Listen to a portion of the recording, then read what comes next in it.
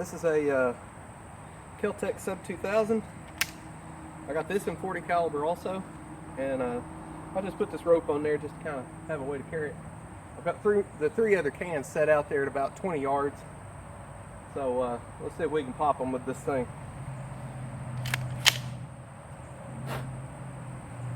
Sub 2000 is a real cool gun.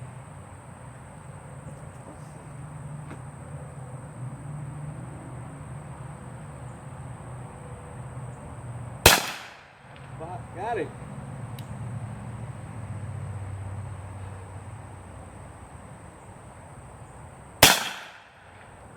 Scared him.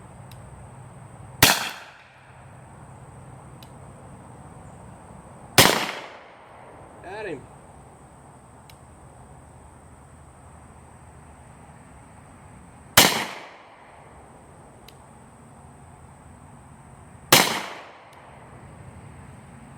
I really like this gun. It's like a big 22.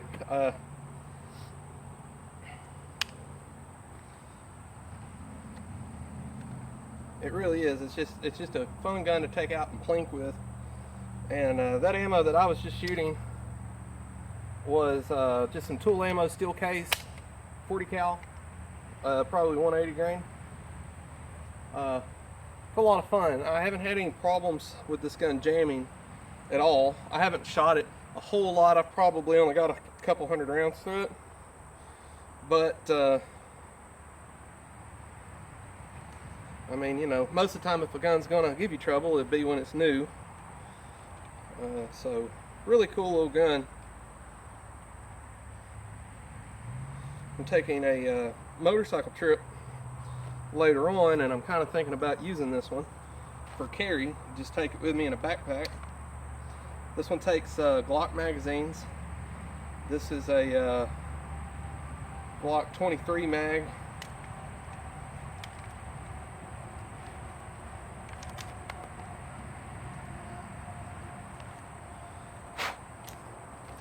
If you don't know anything about the Sub 2000, of course they're made by Kel Tec. It's a pistol caliber carbine, meaning it shoots pistol cartridges, but it's a long barrel, and this one happens to fold up so that you can pack it. You know, put that in a backpack like that, not with the bolt open, but put that in a backpack, and you know, you got a lot of power.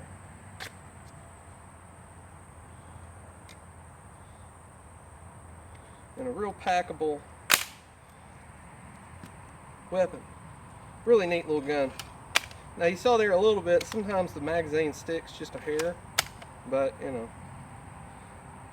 that might just be something it does when the bolt's open, because there's no pressure on the spring to shoot it out the bottom. But yeah, real neat gun. I don't really have any more targets. Let's just shoot these cans again, how about you? Just do that. Put my air protection back in. Also, it's good for duck hunting because you can really get a good angle on them.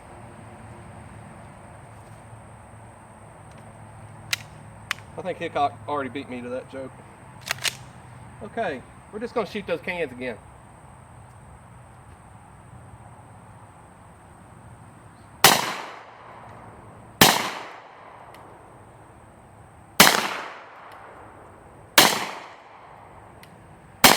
We're going to shoot at them anyway.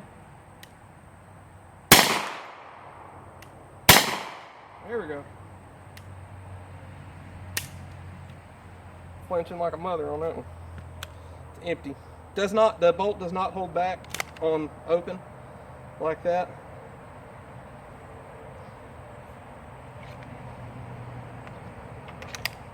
I kind of want to get a Glock 23 to go with this gun so I can have something that shoots same ammo, same mag, same everything. But I'm not just a big fan of a Glock in 40 caliber. I like Glocks a lot, but I don't like a 40 caliber because of the unsupported chamber and all that. I've heard they're better than they used to be, but they're still not a fully supported chamber. Not like my M&P or my 4006 is.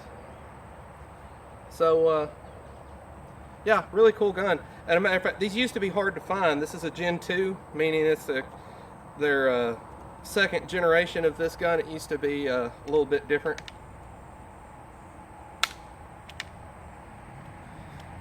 These used to be hard to find, and when I found this one, I paid about $400 for it, and I thought that was a really good deal, and it was a decent deal. But now I guess Kel Tec has really ramped up their manufacturing, because now I'm seeing them a lot. Like I know of at least 2 gun stores in my area that have about 3 or 4 of these a piece, and I saw them online for like $350.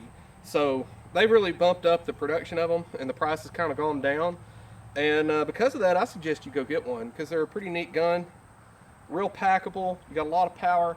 You can see it's pretty accurate, you know. So yeah, I mean, it's a great camping gun. Just throw it in a backpack. You know, a lot of backpacks come with a spot in the back for a laptop. You know, that little slit in the back. It's perfect for sticking this in there, and it'll keep this separated from the rest of your stuff. And so you don't have to worry about anything getting down in the barrel or the action.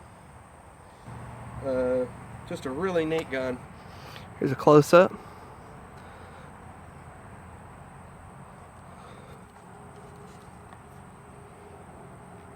It's got a Picatinny rail there on the front.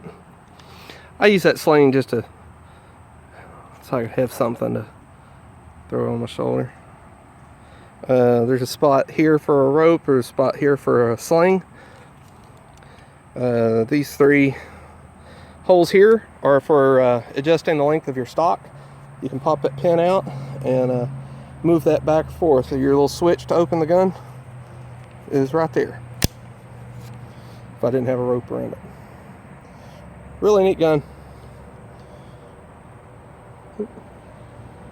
Shoots Glock mags. And you can also use extended mags on these too. So I've got like an extended 22 round magazine for it. We're out here today with my Kel Tec Sub 2000 again. I'm going to do a little bit of long-ish range shooting with it. Long-ish for carbine anyway. We're at about 20 yards. I may back it up to maybe 30 or 35. But we're going to see how this thing patterns. I've never actually set up a target and patterned with this gun. I'm normally just out shooting Coke cans like we were a minute ago or something like that. So I've got a target set up. I've already shot it a few times, but I know where the holes are at, so I can show y'all where we're hitting. But yeah, let's sit down, load up, and see what she does. Okay, we're at about 35 yards. I've got a target set up down there on a tree. Let's see what we can do here. I got a Glock 22 round magazine in here. Shooting Tull ammo, 180 grain steel case. Here we go, going for the center target.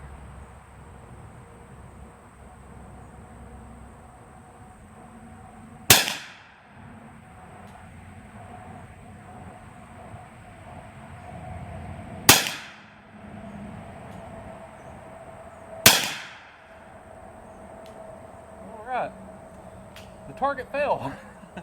So that's all the shooting we're going to do for right now. Let's go down there and see where those 3 shots went. Well, that ain't bad. Not for me, not with open sights. Let's go back and shoot some more. See how it does.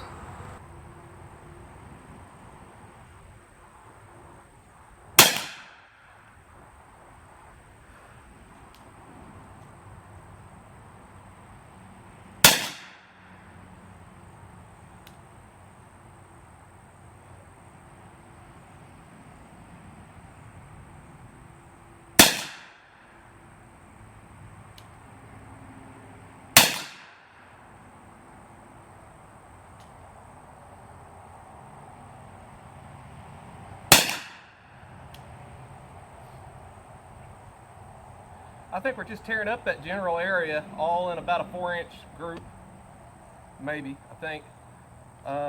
Like I say, I said it earlier, you know, this thing just shoots like a big 22. I mean, I feel like with some good jacketed hollow point ammunition in here and the added velocity from this barrel, you could almost deer hunt with this thing. I haven't chronoed any of this ammo, but you know, some 180 grain XTPs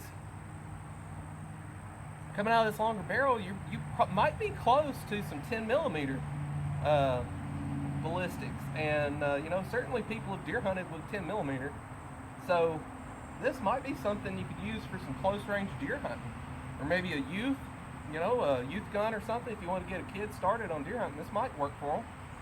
Something to think about, you know, I don't know. It'd be a good excuse for you to buy a gun for yourself, but be like, well, honey, we'll get it for the kid to deer hunt with.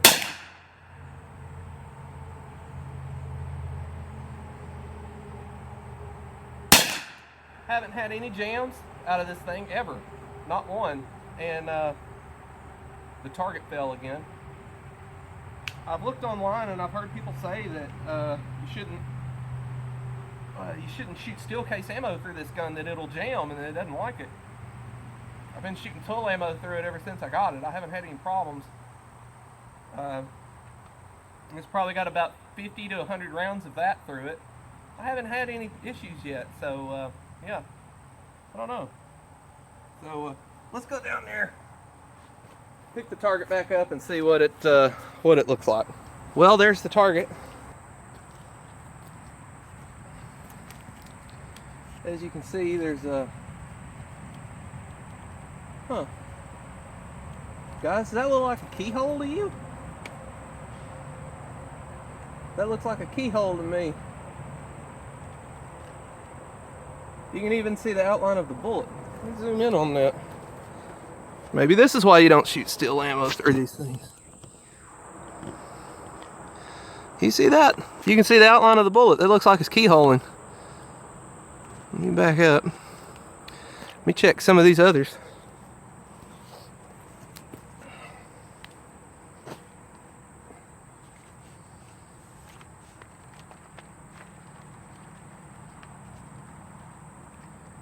Huh. That's a keyhole, I think.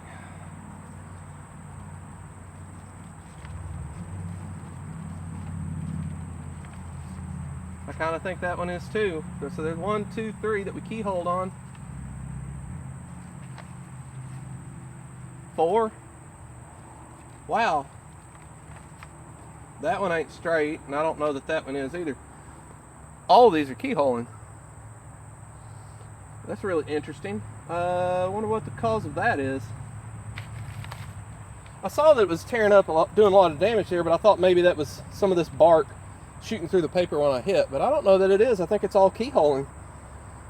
I'll have to look online and see what the deal is with that. That's very interesting.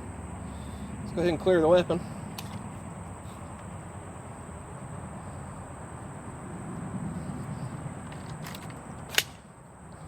That's very interesting. I don't know if I've heard of anything about these keyholing like that. But like I said, maybe that's why you're not supposed to shoot steel ammo through this thing, or steel casings. But I wouldn't think that would have anything to do with the keyholing. I would think that would be with reliability. So this is an interesting video, or has turned out to be one. Also, I'm going to show you this. Somebody in some other videos have talked about this before. Alright, got the Kel Tec here. This little ring back here, you can pull that off. It's not screwed on, it's not glued on, it's just kind of pressed on, and it's not even pressed on that hard. This doesn't, I have found that this does not really come off much in shooting, but it does kind of loosen up. I guess eventually it would maybe come off, but yeah, there's that. It hasn't really been a problem for me, but it, you know, it is there. Just something to keep in mind when you're shooting it. Just push that back up on there every now and then. Wow, I don't know about that keyholing, guys. That's really weird. I'm going to get online and do some research about that. But if y'all got any ideas, let me know in the comments below. Thanks for watching. Bye.